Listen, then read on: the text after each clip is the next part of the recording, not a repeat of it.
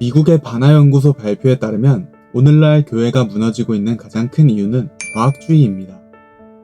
과학주의란 과학은 진리만을 다루며 과학적 사실로 밝혀진 것은 곧 진리이다 라는 입장을 말하는데요. 지금은 작고한 교계에서도 유명하던 어느 인사는 모 방송에 출연해 이제 교회도 과학인 진화론을 받아들이라고 충고하기도 했습니다. 과학주의의 이면에 있는 사상은 자연주의와 진화론입니다. 자연주의는 곧 자연 밖에는 없다고 믿는 사상을 말하고, 진화론은 이 세상 모든 것은 우연히 생겨나와 오랜 세월 변화하여 지금에 이르렀다는 주장입니다. 자연 밖에 없다고 믿음으로 생명과 우주는 우연히 존재하기 시작했다고 주장할 수밖에 없고, 따라서 초자연적인 현상, 곧 신의 존재나 기적, 그리고 창조주에 의한 창조는 인정하지 않습니다. 현대과학은 이런 자연주의에서 비롯한 진화론에 기반해 있습니다. 어느 교회에 초신자 형제가 있었는데 교회 나온 지 1년쯤 되던 어느 날 목사님께 작별 인사를 하더랍니다. 그 젊은 형제가 목사님께 했다고 한 말이 충격인데요. 학교에서 배운 과학, 곧 진화론과 너무나도 동떨어진 신화 같은 소리만 하는데 화가 나서 1년을 꾹 참았는데 이제 다음 주부터는 교회 그만 나오겠다고요. 과학주의는 이렇게 우리의 젊은이들 사이에 파고들어 우리의 다음 세대 주역이 될 청년들을 물질주의자, 유물론자로 만들고 말씀이 들어가지 못하게 막습니다. 돌처럼 굳어있는 마음밭에 복음의 씨앗이 심겨지지 않는 이유입니다. 그러나 우리 교회는 이런 상황에 눈 감고 있다고 생각됩니다. 과학주의가 교회를 무너뜨리고 있는 현실에 둔감합니다. 과학주의의 본질에 대한 탐구가 없어 보입니다. 학교와 교과서는 자연주의적 진화론만이 과학이라고 가르칩니다. 이런 과학주의의 세례를 받고 교회에 출석한 중고등부, 청년부원들이 겪고 있는 성경 교리와 자기가 배운 과학 사이의 인지 부조화에서 오는 갈등에 대한 관심이 교회 내에 없다고 여겨집니다. 진화론과 창조론에 대해 탁월한 식견을 동원하여 진화론의 허구성을 논리적으로 설파하고 가르칠 만한 교사가 교회에 없죠. 그래서 오늘날 교회는 교회를 무너뜨리는 진화론과 과학주의의 침범의 무방비 상태에 놓여 있습니다. 지금의 시대가 목회자님들, 거듭난 성도님들이 과학 공부를 해야 할 때인 까닭이 여기 있습니다. 베드로는 베드로전서 3장 14절에서 우리 속에 있는 소망의 이유에 대해 묻는 자에게 대답할 것을 항상 준비하고 있으라고 권면합니다. 그런 점에서 믿는 자마저도 미혹해 들어오는 이 마지막 미혹의 시대에 그리스도인이라면 누구나 성경 말씀에 입각한 창조된 우주에 대한 관점, 즉 성경적 창조론 혹은 창조 우주론적 세계관을 가지고 있어야 한다고 생각합니다. 우리가 별의 먼지의 자손이 아니고 아담의 후손인 이유를 과학적으로, 성경적으로 동시에 설명할 수 있어야 합니다. 예전에는 우리 인간을 유인원의 후손이다 이런 말을 많이 했습니다. 그런데 요즘은 인류의 역사를 이야기할 때면 범위를 훨씬 넓게 잡아서 빅뱅으로부터 시작해 그 팽창 우주의 시작점과 쿼크의 발생, 그리고 양성자, 중성자, 전자 등 원자 구조의 등장과 광자, 곧 빛의 출현과 그리고 원소의 생성과 더불어 별의 탄생과 은하의 생성을 거쳐서 지구가 뜨거운 암석 마그마 덩어리로 형성되기 시작한 스토리를 먼저 얘기하고 난 다음에 비로소 생명체의 탄생과 인류의 출현을 이야기하는 순서로 바뀌었습니다. 이렇게 인류의 역사를 빅뱅으로부터 큰 스케일로 요약해서 들려주는 것이 소위 말하는 빅히스토리이고, 이런 주제가 요즘 도서 출판, 유튜브를 막론하고 아주 잘 나가는 핫한 트렌드가 되었습니다. 그 중에서도 우리는 별의 먼지이다 라는 주제가 요즘 특별히 떠오르고 있습니다. 현대과학은 이 지구가 빅뱅으로부터 우연히 생겨난 행성 중 하나, 곧 빅뱅으로부터 생겨난 원소들과 별이 폭발해서 만들어진 우주의 먼지 등이 우연히 뭉쳐서 만들어진 행성 중 하나라고 믿습니다. 그리고 인간을 포함한 이 지구상에 존재하는 모든 생물들은 지구의 원시바다에서 우연히 생겨난 원시세포로부터 진화한 생명체의 후손이라고 생각하고, 같은 관점으로 사람 역시 원소로 이루어져 있으므로 사람도 별의 먼지의 후손이라고 주장합니다. 그리고 세상 사람들은 대부분 이를 의심 없이 과학적 사실이라고 받아들입니다. 우리는 별의 먼지의 후손이다 라는 표현은 1980년에 칼 세이건이란 사람이 자신의 책 코스모스에서 처음 사용한 걸로 알려지고 있는데요. 우리의 DNA를 이루는 질소, 치아를 구성하는 칼슘, 혈액의 주요 성분인 철, 애플파이에 들어있는 탄소 등의 원자 알갱이 하나하나가 모조리 별의 내부에서 합성됐다. 그러므로 우리는 별의 자녀들이다. 자, 이렇게 우리는 별 먼지의 후손이라는 생각이 우리 사회에 갑자기 퍼지게 되었습니다. 우리는 별의 먼지들이다 라는 제목의 책들도 쏟아져 나오고 있고, 심지어 유튜브에 가면 별 먼지의 현자타임즈라는 채널도 있습니다. 이 채널의 진행자가 스스로 자신을 가리켜 우주먼지 아무개라고 소개를 하는 것 보신 적 있나요? 그 중에서도 치명적인 것은 이제 우리의 자녀들이 고등학교, 중학교 시절부터 배우고 있는 과학책의 첫 페이지부터 이 우주의 시작을 빅뱅으로부터 풀어 설명하는 빅뱅과 원소의 생성, 그리고 별의 탄생으로 시작하고 있는 것이 작금의 현실이라는 점입니다. 이렇게 세속과학은 이 지구상에 존재하는 모든 생물을, 인간을 포함하여 별의 먼지가 우연히 뭉쳐서 생겨난 원소들의 분자 화합물 정도로 생각합니다. 같은 관점으로 사람도 별의 먼지의 후손이라고 주장하고 이를 곧이곧대로 믿습니다. 이런 믿음의 이면에 있는 사상의 체계랄지 논리의 배경은 이렇습니다. 태초에 빅뱅이 있었고 양성자, 중성자, 전자 따위가 우연히 나타나서 누가 만들어낸 자연법칙 따위는 없었지만 그냥 양성자 하나는 수소 원자, 양성자 두 개는 헬륨 원자라는 식으로 발전 혹은 진화하며 가스 상태로 퍼져나갔는데, 이런 원소들이 우주 공간을 먼지구름 형태로 떠돌아다니다가 어느 날 그냥 군데군데 모여들게 되었고, 이렇게 모여들다 보니 자연스레 중심부에 중력이 생겨나게 되었으며, 중력이 어떻게 생겨났는지, 중력 법칙은 누가 정했는지는 아무도 모르지만, 이런 중력의 법칙과 중심부 중력의 힘에 의해 스스로 뭉쳐지고 덩어리가 되어 최초의 별들이 탄생되었는데, 별도 진화하고 우주의 모든 것이 다 진화하므로 이 별도 나이를 많이 먹어 어느 날 죽게 되었는데, 별의 죽음이란 폭발하여 죽는 것이므로 이 폭발 잔해물들이 먼지,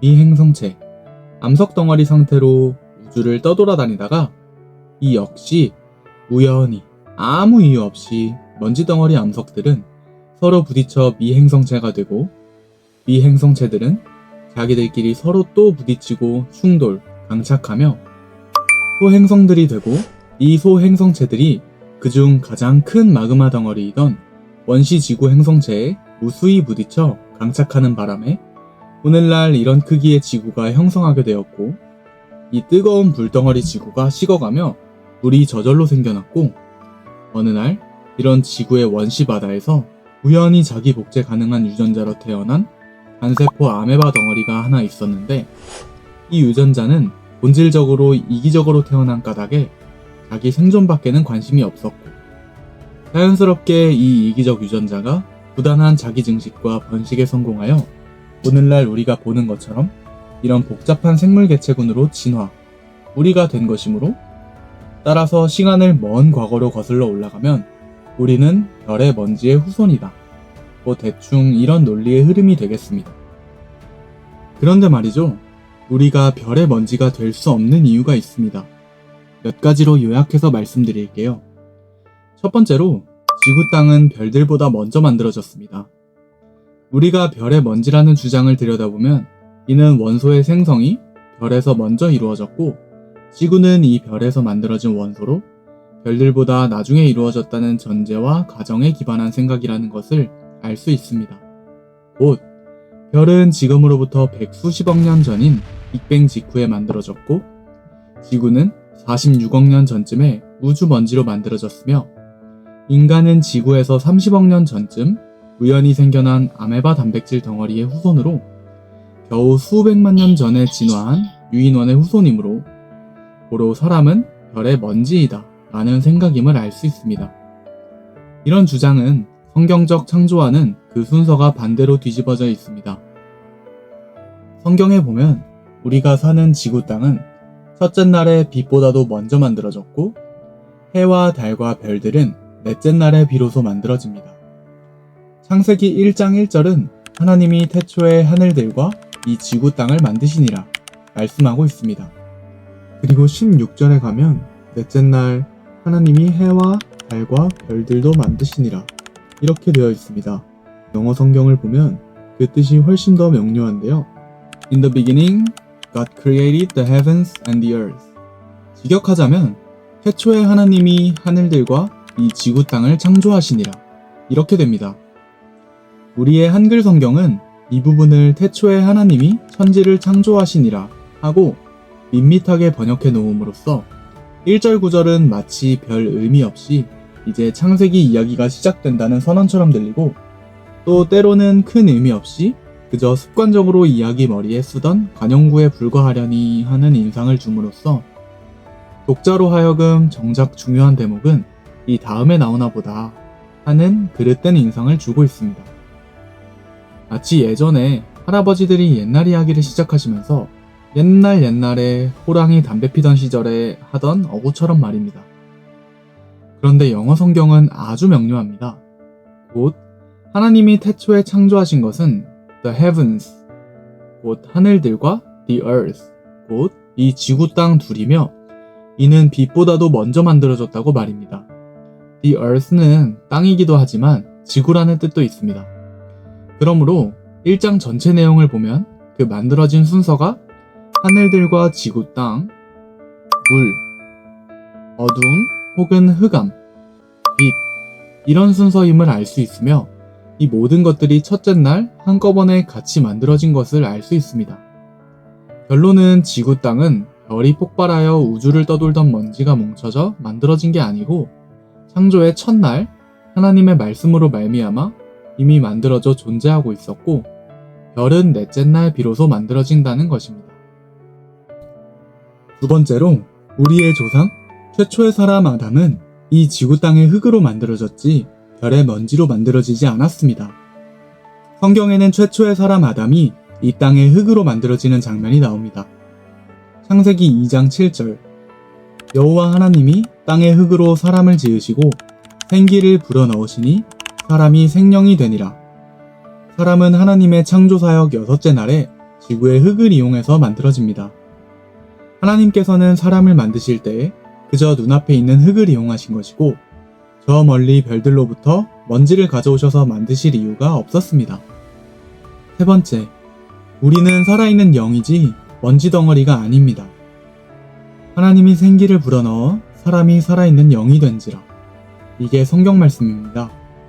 고로 우리는 혈과 육으로만 이루어진 존재가 아니고 영을 지닌 영적 존재라는 말입니다.